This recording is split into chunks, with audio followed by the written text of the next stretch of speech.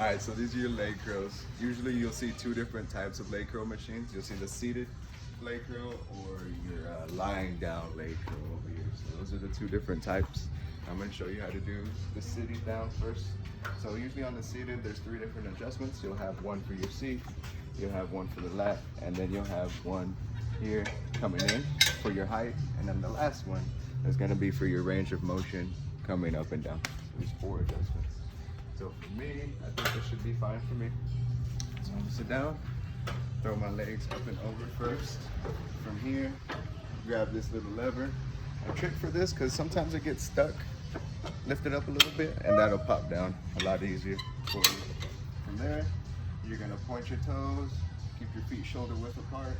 And you wanna pull all the way back and keep your toes curled up at the bottom too, so you can activate more of the glute in your hamstrings at the bottom.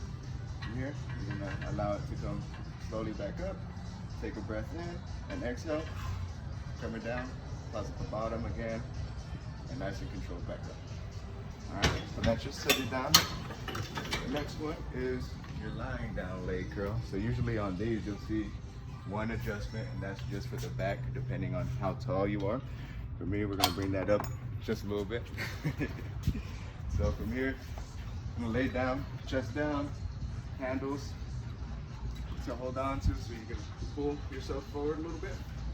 Same thing, you want to point your toes, and then from here, we're gonna come up, curl all the way up, just like the other one. Pause at the top for a second, and then control slowly back down again. You're gonna breathe in and breathe out. Pause at the top, and slowly back down again. So that's the lying down leg curl.